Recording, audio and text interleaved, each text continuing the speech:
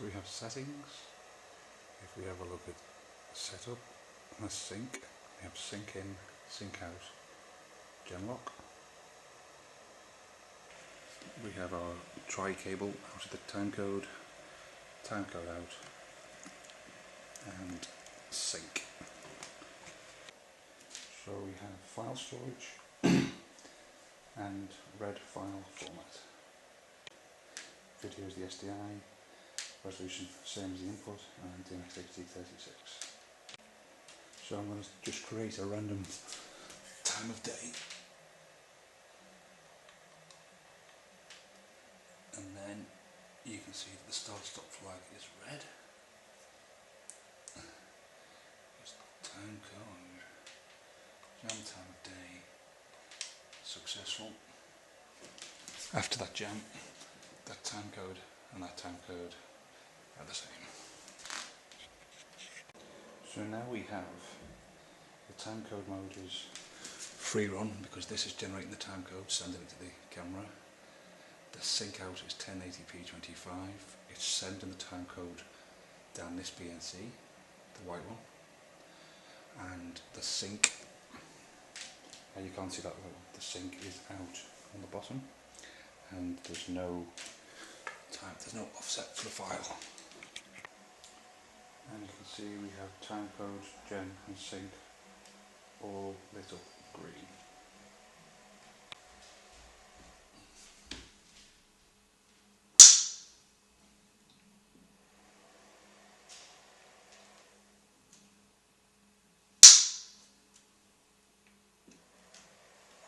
So we've now done, bar the odd test, 27 takes of the previous setting. So I've now set the time of day to a different time of day.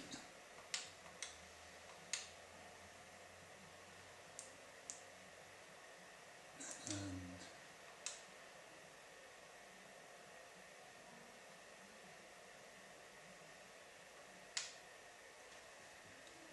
you can still see it's receiving the time code from the camera, so even though the pics have got a different time code, that's now receiving the time code from the camera still.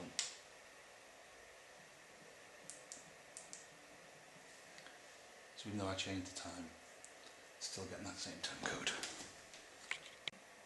So here we have, that is the time on the clock that I've just generated as a real-time clock and then switched it back to external source. And here's the time code that's getting generated in the pics. So now it's jam received time code, so time code input and exterior time code. There's the received time code, jam successful, and now we have this reading the same as what the camera is. So now we have the camera receiving time code, sending time code into the pics. The pics is just receiving what the camera's sending it. Down the LTC, not down the SDI. Now another 25 more tests. So the only change here now is I've changed the external time code to SDI and I've unplugged the time code cable. And the sync and the Genlock light are lit, but the time code one is great.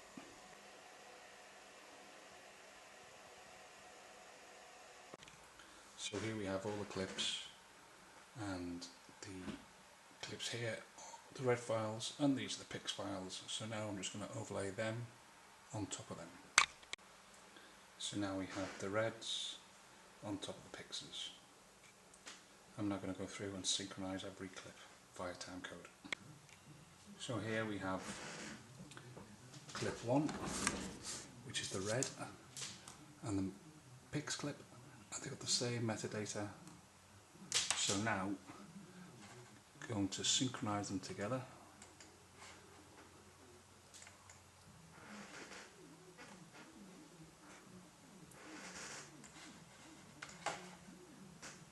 Time code. Okay, and that has instantly sunk them together. I'm now going to do that for the next 100 clips. So we now have all the clips in here, all sunk. That's the first set, the second set of settings and the third set of settings, all sunk together. So let's have a look at the first set of settings in closer detail. So what you're seeing there is a still frame from the red file, and then if we have a look at the frame underneath, which is from the pics, significantly out, and we can go across to any take and we have a look at the separate take out, and we go across to another random take and out. So the fix is an offset, a global offset to all different takes. So I find if I take the pics back 2 frames, we then get a match.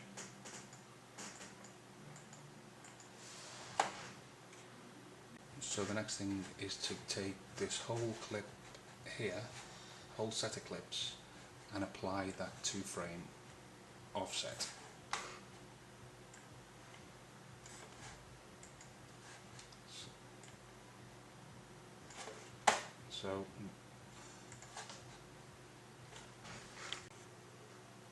So all these clips now are selected, which are the pics clips, and then we zoom in to the pics footage and we shift the whole lot 2 frames. So in theory now, if it's all stayed in sync, everything should match.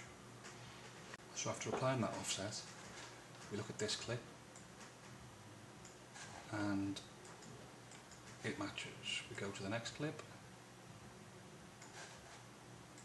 matches, all good. Go to this clip, doesn't match. Go to the next clip,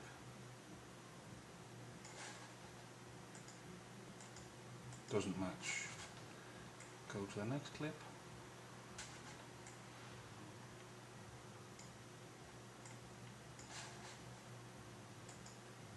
matches. Next clip,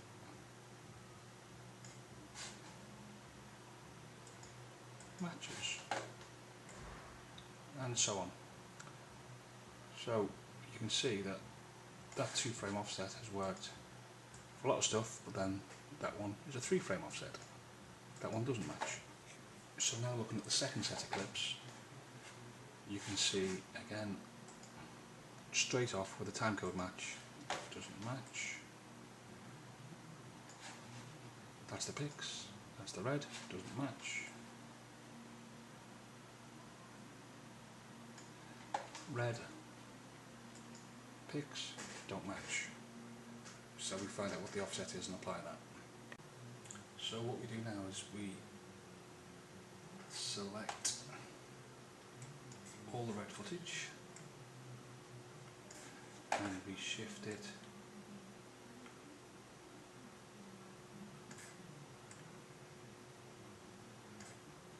back 1 frame. And then what we have is match.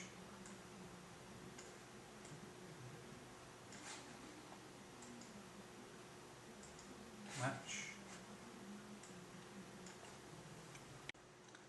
So what we have now is takes 1, 2, 3, 4, 5, 6, 7 are all that 1 frame offset, and take 8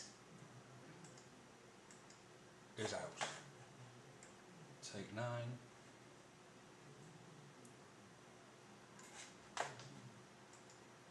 is right.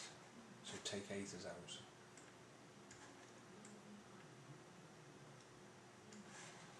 And take 10 is fine. And there's another take out.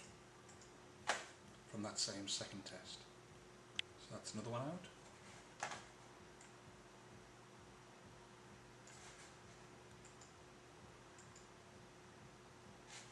And that one's fine. So out of the second method, 5 out of the 26 were one frame out. So on the third test, once again, everything doesn't match. Everything is either one frame out. So as we look, frame difference, and if we pull the red file back one, it's the same. So the PIX is one frame behind. So we'll now do a global one frame adjustment and pull all the red frames back by one frame. And there we go, that matches. So now let's go through each of these clips and see which one is still in sync. So out of these 26 takes,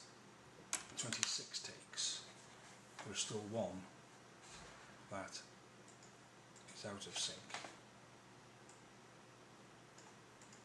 So the adjustment here is another frame, that the red footage was 2 frames ahead.